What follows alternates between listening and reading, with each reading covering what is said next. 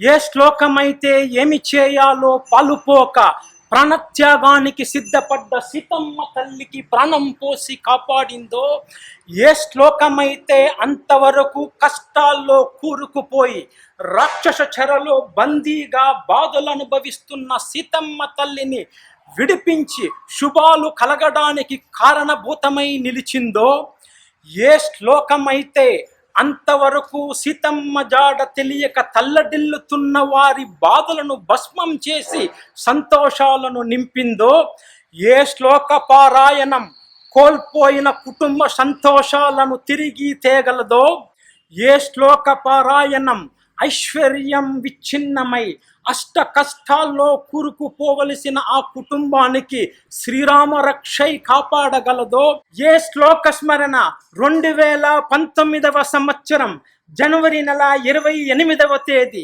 Spain దేశంలో దొంగలు దోచుకుపోయిన నా బ్యాగును గంట వ్యవధిలో తిరిగి తీసుకువచ్చి దేశం కాని దేశంలో కష్టాల్లో కూరుకుపోకుండా కాపాడిందో, ఏ శ్లోక పారాయణం ఆనాటికి ఈనాటికి ఏనాటికి కుటుంబంలో శుభాలను కటాక్షిస్తుందో, అట్టి మహత్తరమైన సుందరకాండ శ్లోకాన్ని మీ ముందర ఆవిష్కరించే ప్రయత్నం చేస్తాను. తతో మలిన సంవితాం రాక్షసీ భీష్మావృతాం ఉపవాస కృషాం దీనం నిస్వసంతి పునః పునః దద్దర్శ శుక్లపక్షదౌ చంద్రరేఖమివామలం. ఈ శ్లోకం గురించి తెలుసుకునే ముందు గత వారం ఆ స్వామి హనుమ, ఆ అంజనీ పుత్ర హనుమ ఆ అశోకవనంలోకి ప్రవేశిస్తున్నారు. ఆ అశోకవనంలోకి ప్రవేశించిన ఆ స్వామి హనుమ అణువు వెతుకుతున్నారు ఆ సీతమ్మ కోసం. అంతలో కనుచూపు మేరలో కనిపిస్తోంది తెల్లని కైలాసంలా వెలిగిపోతున్నటువంటి ఆ 1000 కాళ్ళ మండపం. అబ్బురపడిపోయారు అంజనీ పుత్ర హనుమ. ఆ వెంటనే మొత్తం సుందరకాండకే మకుటాయమానంగా నిలిచిపోయే సంఘటన చోటు చేసుకోబోతోంది. అంతవరకు ఆ పవనపుత్రుడు పడ్డ కష్టమంతా ఫలించే సమయం ఆసన్నమవుతోంది. తతో మలిన సంవితం రాక్షసీ భీష్మావృతాం ఉపవాస కృషాం దీనం నిస్వసంతిం పునః పునః దద్దర్శ శుక్లపక్షదౌ చంద్రరేఖమివామలం. ఇక్కడ వాల్మీకి మహర్షి తతో అంటున్నారు. తతో అంటే ఆ 1000 స్తంభాల మంటపాన్ని చూడగానే తతో మలిన సంవితాం, మలిన వస్త్రములు ధరించినటువంటి రాక్షసీ భీష్మావృతాం, చుట్టూ రాక్షస స్త్రీలతో చుట్టబడి ఉన్నటువంటి తతో మలిన సంవితాం రాక్షసీ భీష్మావృతాం ఉపవాస కృషాం దీనం, ఉపవాసాలు చేసి కృషించిపోయి నిస్వసంతి పునః పునః నిట్టూర్పులు విడుస్తుంది మళ్ళీ. తతో మలిన సంవితాం రాక్షసీ భీష్మావృతాం ఉపవాస కృషాం దీనం నిస్వసంతి పునః పునః దద్దర్శ శుక్లపక్షదౌ చంద్రరేఖమివామలం. శుక్లపక్షం తొలి నాళ్లలో ఉండే చంద్రరేఖ వలె దద్దర్శ ఆ స్వామి హనుమ ఆ సీతమ్మ తల్లిని చూశారు. ఇది సుందరకాండలోనే పరమ పవిత్రమైనటువంటి శ్లోకం. ఈ శ్లోకాన్ని విన్నంత మాత్రం చేత అంతవరకు కష్టాలతో సతమవుతున్నటువంటి మనసు ఒక్కసారిగా ఊరట పొంది సాంత్వన చెందుతుంది. ఈ శ్లోకాన్ని కనుక మనం బాగా పరిశీలిస్తే వాల్మీకి మహర్షి సీతమ్మ తల్లిని కృష్ణపక్షంలో ఉన్న చంద్రుడితో పోల్చటం లేదు, శుక్లపక్షం తొలి రాత్రుల్లో ఉండే ఆ చంద్రుడితో పోలుస్తున్నారు. ఎందుకంటే కృష్ణపక్షంలో ఉండే చంద్రుడు రోజుకు తగ్గుతూ అమావాస్య వైపుగా పయనిస్తారు. అదే శుక్లపక్షంలో ఉన్న చంద్రుడు రోజుకు పెరుగుతూ నిండు పౌర్ణమి వైపు సాగిస్తాడు తన ప్రయాణాన్ని. శుక్లపక్ష చంద్రుడు పెరిగే కొద్దీ ఎలాగైతే చీకట్లు తొలగిపోయి చల్లటి వెన్నెల వెలుగునిస్తుందో, సీతమ్మ తల్లికి కూడా తొందరలో కష్టాలు తొలగిపోయి చల్లటి మంచి రోజులు వస్తాయని ఆ వాల్మీకి మహర్షి శుభ సూచకంగా ఆ సీతమ్మ తల్లిని శుక్లపక్ష చంద్రుడితో పోలుస్తున్నారు. అంతేకాదు మహర్షి ఇక్కడ సీతమ్మను శుక్లపక్ష చంద్రుడితో పోల్చడానికి మరో ముఖ్యమైన కారణం కూడా ఉంది. ఆ శుక్లపక్షంలో ఉండే చంద్రుడు సన్నగా ఉన్నా అతను నిర్మలంగా ఉంటాడు. అలాగే సీతమ్మ తల్లి కూడా కష్టాల్లో కూరుకుపోయి ఉపవాసాలతో కృషించిపోయి ఉన్న ఆ తల్లి ముఖం మాత్రం నిర్మలంగా కనిపిస్తోంది. చుట్టూ తన వాళ్ళెవ్వరూ లేకపోయినా చుట్టూ చుట్టూ ఆ రాక్షసశీలు చుట్టుముట్టియున్న తనలో ధైర్యం మాత్రం చెక్కు చెదరలేదు, తన గుండె నిబ్బరం మాత్రం కోల్పోలేదు. లేకుంటే దేశం కాని దేశంలో ఆ రావణాసురుడితో అంత ధైర్యంగా ఎలా మాట్లాడగలుగుతుంది?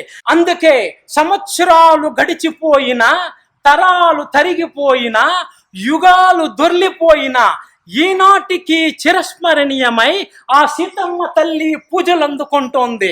ఆ తల్లిలోని చెక్కు చెదరని ధైర్యం, తిరుగులేని ఆత్మవిశ్వాసం, పట్టుసడలని పట్టుదల, రవలించాలి ప్రతి స్త్రీలోనూ తిరుగులేని ఆత్మస్థైర్యం.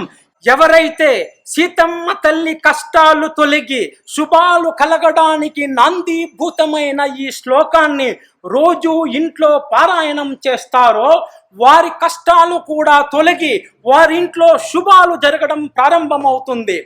ఇక్కడ ఈ శ్లోకానికి సంబంధించి నా జీవితంలో జరిగిన ఒక యథార్థమైన సంఘటనను మీతో పంచుకునే ప్రయత్నం చేస్తాను. అది జనవరి 28వ తేదీ 2019వ సంవత్సరం. వృత్తిరీత్యా ఓ అంతర్జాతీయ సదస్సులో పాల్గొనడానికి స్పెయిన్ దేశానికి వెళ్ళటం జరిగింది. అక్కడ ఆ సభలో మాట్లాడుతుండగా రెప్పపాటు కాలంలో నా యొక్క బ్యాగును దొంగలు దోచుకుపోయారండి. కొద్దిసేపు అయిన తర్వాత చూసుకుంటే నా బ్యాగు కనిపించలేదు. వెంటనే తేరుకొని పోలీస్ స్టేషన్కు వెళ్ళి కంప్లైంట్ చేసి వచ్చానండి. తిరిగి ఆ సదస్సు ప్రాంగణానికి వస్తూ ఏమి చేయాలో పాలుపోక దేశం కాని దేశంలో విలువైన వస్తువులున్న బ్యాగును కోల్పోవడంతో ఆ సమస్యను ఎలా అధిగమించాలా అని ఆలోచిస్తూ తిరిగి నా సదస్సు ప్రాంగణానికి చేరుకున్నానండి. ఇంతలో పెద్దలు చెప్పే ఓ మాట గుర్తుకొచ్చిందండి. కోల్పోయిన వస్తువులను తిరిగి పొందాలంటే ఆ అంజనీపుత్ర హనుమాన్ తొలిసారిగా సీతమ్మను దర్శించిన శ్లోకాన్ని కనుక ఎవరైనా స్మరిస్తే, పారాయణం చేస్తే తప్పకుండా వారు జీవితంలో పోగొట్టుకుంది తిరిగి పొందుతారని మన పెద్దలు చెబుతారు. ఆ విషయం గుర్తుకు రాగానే నా ఆ సభా ప్రాంగణంలోనే ఒక 8 సార్లు, ఒక 9 సార్లు ఆ ఒక్క శ్లోకాన్ని పారాయణం చేయాలనిపించింది. సరే, అక్కడే కూర్చొని నేను వేసుకున్నటువంటి షూలు అవి తీసేసి అక్కడే కూర్చొని ఒక్కసారి ప్రారంభం చేశానండి. తతో మలిన సంవితాం రాక్షసీ బిశ్వమావృతాం ఉపవాస కృషాం దీనం నిశ్వసంతిం పునః పునః దద్దర్శ శుక్లపక్షదౌ చంద్రరేఖమివామలం. ఇది ఆ శ్లోకం. ఒక్కసారి పూర్తి చేశానండి. 2 సార్లు పారాయణం చేశాను. అలా 3 సార్లు, 4 సార్లు, 7 సార్లు పూర్తి చేశానండి. మీరు నమ్మరు, 8వసారి పారాయణం చెయ్యబోతుండగా నమ్మలేని ఓ నిజం నా ఎదురుగా ఆవిష్కరమవుతోంది. నా 2 కళ్ళు ఆ దృశ్యాన్ని ఇది నిజమా కలయా అని ఇంకా నిర్ధారించుకోలేకపోతున్నాయి. దొంగలు దోచుకుపోయిన నా బ్యాగును ఆ పోలీస్ ఆఫీసరు తీసుకొని నేను ఉన్న ప్రాంగణానికే వస్తున్నారు. పద్ధతి ప్రకారం నేను వెళ్ళి పోలీస్ స్టేషన్కి వెళ్ళి తీసుకోవాలి. అసలు అలా బ్యాగు దారిపోయిన బ్యాగు, దొంగలు దోచుకుపోయిన బ్యాగు దొరకడమే కష్టం. అలా దొరికిన ఆ పోలీస్ స్టేషన్లో ఉన్న అతను ఫోన్ చేస్తారు, మనం వెళ్ళి తీసుకోవాలి. అలాంటిది ఆ పోలీస్ ఆఫీసరే ఆ బ్యాగు తీసుకొని వచ్చి నా చేతికి ఇచ్చారండి.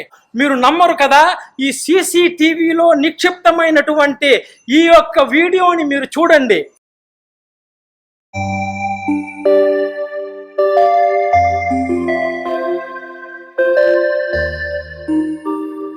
చూశారు కదా ఆ పోలీస్ ఆఫీసర్ని, దాంతో పాటు ఆ వాల్మీకి రామాయణ మహత్యాన్ని. దేశం కాని దేశంలో విలువైన వస్తువులు కోల్పోతే తిరిగి ఆ వస్తువులు మన చేతికి గంట తిరగకుండా తిరిగి వస్తే ఆ సంతోషాన్ని ఏమని వర్ణించగలం?